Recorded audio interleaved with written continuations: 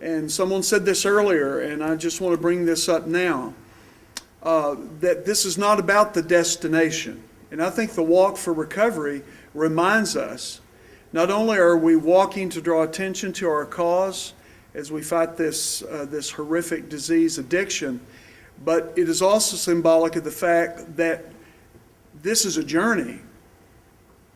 It's not just about the destination. How many people have we talked about today, have we heard from, whose lives have been touched through this process? This process that was initiated initially about 3 years ago, and today coming to this culmination of this conference. This conference didn't just appear. Would anybody at BHHF say that Jeannie did not blink her eyes and the conference got her? This was a journey, and it wasn't an easy journey. Change has occurred. We've heard some wonderful stories today about the change that has occurred. Change is difficult, it's uncomfortable, it's frustrating. And a lot of people have spent a lot of time trying to facilitate this change in how our state views the issue of addiction and how we deal with it. No longer are we looking at it just as a prevention, early intervention, treatment, and or recovery issue. We're looking at all of those issues together, making up this coalition of people here today that will continue to grow. How many of you would say that at times this has been frustrating to you, this process? And I want to share something with you on a personal note just for one moment here before I ask Greg to come back up, and then we'll dismiss in a time. We've all been frustrated. Many of us have been involved in this movement on one level or another for 20 years, 30 years. We've been frustrated, we've been disappointed, we wondered if we would ever get to where we are today. And some of you may be wondering, will we go beyond this day? I shared with you earlier that my feeling from the governor, our legislative support, the support of the community as a whole, grassroots, all the way down to our community members. I believe that because this ball has begun to roll, I believe it's going to get bigger and bigger and bigger and bigger. And even though it's frustrating, I want to share with you a personal note that something that has assisted me over the years as I have, as you, become frustrated often with the process. It didn't go as fast as I thought it would. It didn't go the direction I thought it would sometimes. But here we are today, further down the road than we were. And in those moments when I've gotten frustrated, everyone in this room is here today because you have a personal story associated with this issue. Every one of us in this room. And at those moments that I've gotten frustrated and frankly wanted to throw my hands up and say, why am I doing this? Then I answer my own question. I'm the adult child of an alcoholic. My father, though an alcoholic, was a wonderful man. And 33 years ago, he was taken from my family at the age of 50 years old due to his addiction. And all of my life, I watched him suffer, all of my life until he passed. I was in my mid to early 20s when he died. I watched him suffer with and struggle with clinical depression. And I watched him try to ease that with his alcohol. Eventually became addicted to methamphetamine. And a lot of people, and as I look at that and I think about that story, and as a small child wondering how I could help my father. And in those days, there wasn't a lot of help. This is the mid to early 60s. There wasn't a lot of help. This group didn't meet. This group, in many ways, didn't exist. And certainly, AA wasn't even around in my community, I don't believe, at that time. And as I think back of all the hours of watching him suffer, a good man that would eventually be taken from his family long before his time, a brilliant man, talented man, one of the best men I've ever known, taken away from his family, from this world, never to reach his own destiny, fulfill his potential in life. Watching him suffer and thinking, what can we do? How can I help him? How can I stop this cycle of addiction in my family? And a lot of people give up hope and think, especially with meth, How can that happen? How can a family recover? How can people recover, get into treatment and recover? Well, I'm proud to say today that my younger brother also became addicted to meth. And this month, he is in his 26th year of recovery.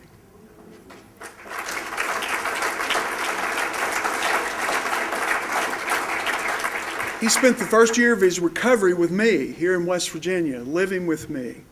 And even though I'm not recovering from addiction, I'm recovering with a family who is recovering from addiction. And as I stand before you today and I get frustrated and I get disappointed, I think back about why I'm here. And the passion I have to see men like my father, men like my brother, reach their potential in life, never having to suffer and die. I'll tell you what, every time I go see my brother in Texas, I just got back from seeing him, it makes me smile. Makes me smile. So when you're frustrated, think about why you're here. Think about that story that you have. Think about the reasons you got involved in this from the beginning. Think about the hope you have seen. Focus on the hope. Recognize the disappointment, but focus on your hope. And you will be once again inspired. You will be fueled. And you will make it through the disappointment. You will make it through all the things that every day say, it's not going to work. I'm going to tell you, and this is proof, it is going to work. I want to ask Greg Puckett to come up now. We have some other guests that I would like for him to introduce. Greg?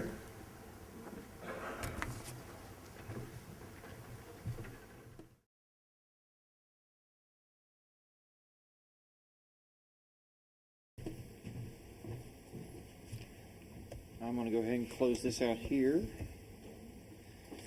The gentleman that I'm about ready to introduce, truly, I think to all of us, needs really no introduction.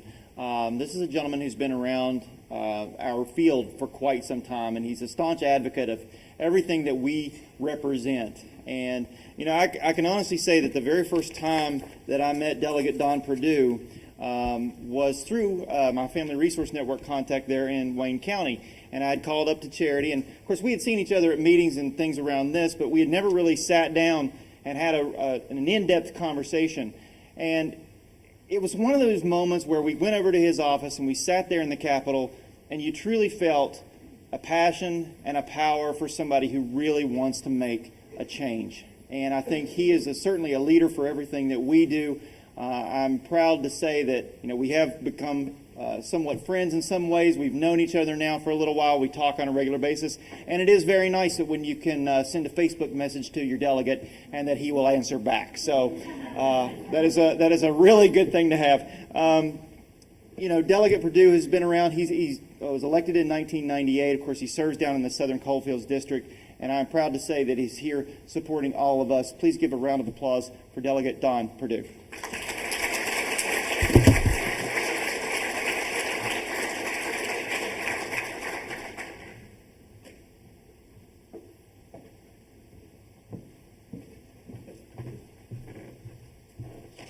I'm really surprised they didn't say anything about the hole-in-one I got yesterday.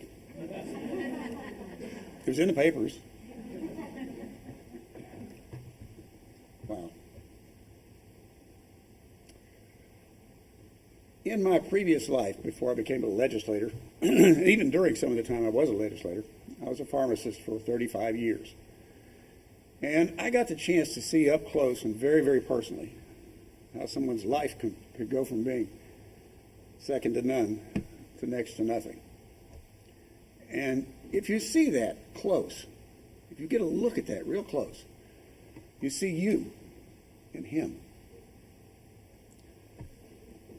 It's really quite true that every human being on this planet, on any given day, with the right circumstances, can do something compellingly wrong. Every single one of us. Nobody is immune. Nobody is immune. The cynicism that has for so long surrounded the so-called war on drugs has created a sort of amnesia about what the point was. That war, once declared, was supposed not to result in immediate victory so much as to yield the opportunity for a tactical advantage by taking the high ground. Somewhere along the line, we forgot that the high ground meant not only punishing the miscreant, but recovering the wounded left from the fight. At some point during that bitter winter of war, America determined that the only answer was the punitive one. The one where those wounded were just dispatched, some to jail, some elsewhere. No prisoners, and yet nothing but prisoners left alive.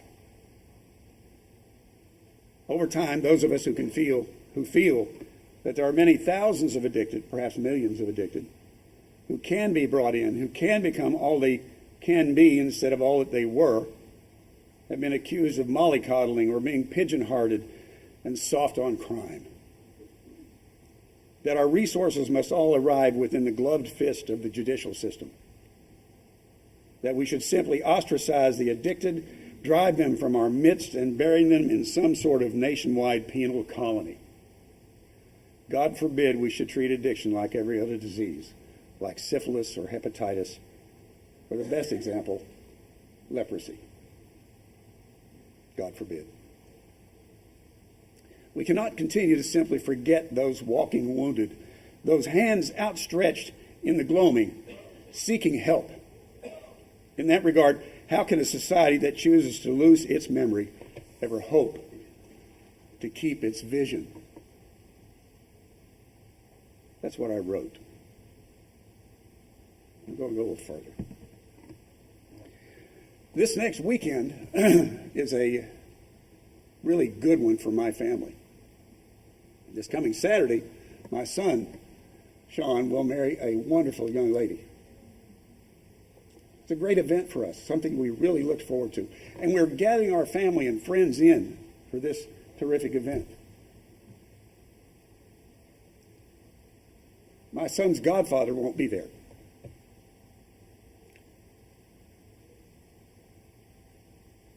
His grandson died last week in circumstances we all here are too familiar with, at 23 years of age.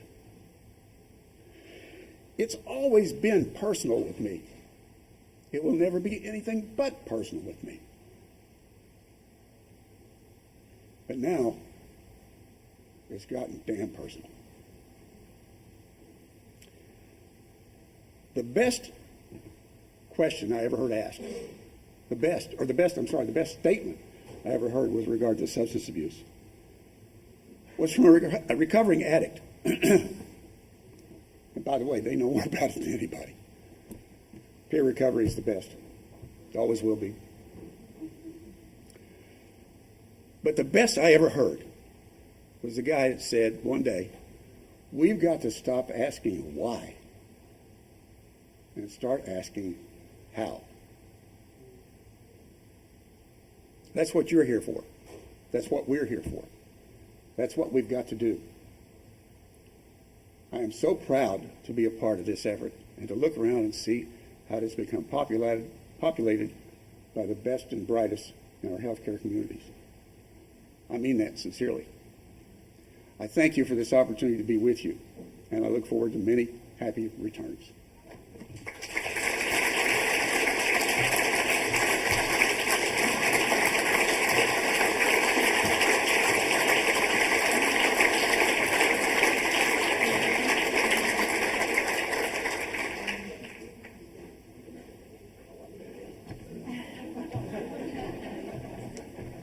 So you don't know how difficult that was. I had a knee replaced about 4 months ago. I won't be jumping down.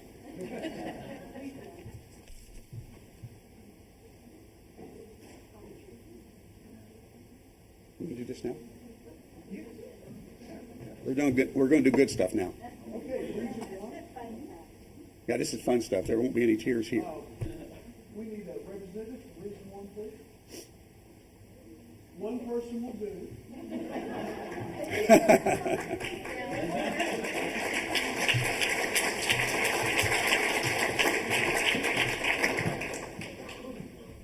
This is a community partnership recognition plaque for the Governor's Region 1 Task Force, West Virginia Integrated Behavioral Health Conference, September 16, 2013, Region 1. Congratulations.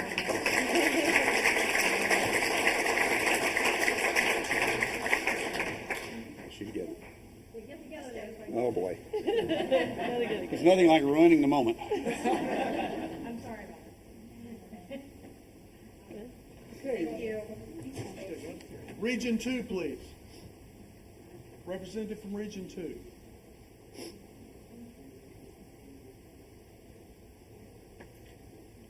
I noticed that whenever you started announcing people to come up and get this from me, they started going that way. Community Partnership Recognition for Governor's Region 2 Task Force. Congratulations, Tiffany.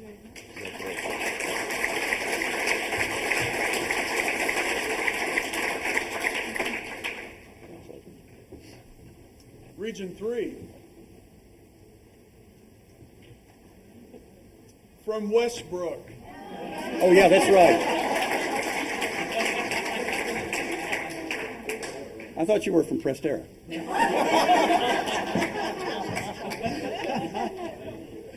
The Community Partnership Recognition plaque from the Governor's Region 3 Task Force. Congratulations.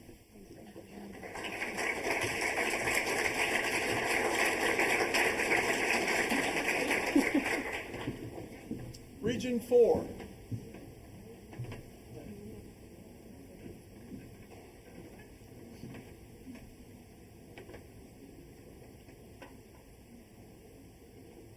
Yeah. It was a cavalry charge, wasn't it? Well, to get credit for being here, they had to have a picture that they were here. So, so for class, Oh, I love that. For class purposes, what class are you in? AP Government. AP Government. So they had to get a picture. So they're here with Okay. you. Well, cool. I get a picture with a guy that's probably going to take my place in a few minutes. There you go. Community Partnership Recognition, the Governor's Region 4 Task Force. Congratulations, each of you. Thank you. Congratulations. Congratulations.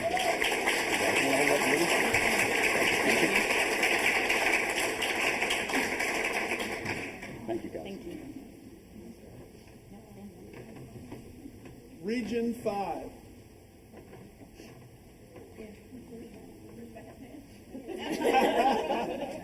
Oh, boy. This is the guy that got me started. That's the man. That is the man. I'm going to tell you this story. I'm going to tell you this story. Just give me the plaque This and has let me sit down. no, this has been, no.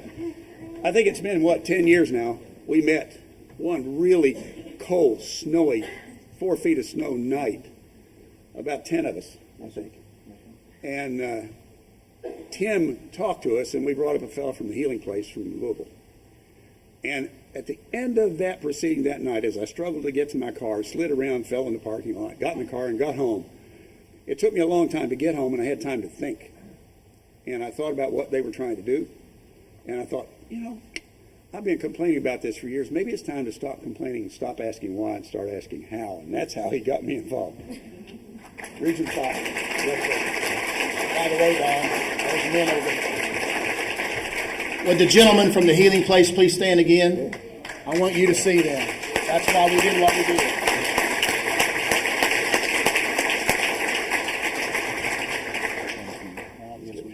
Yeah, we got to get a picture.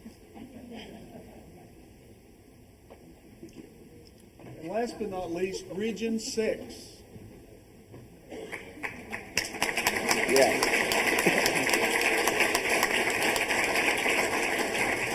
Community Partnership Recognition for the Region 6 Task Force. God bless you for the work you've done. Thank you so much. Thank you.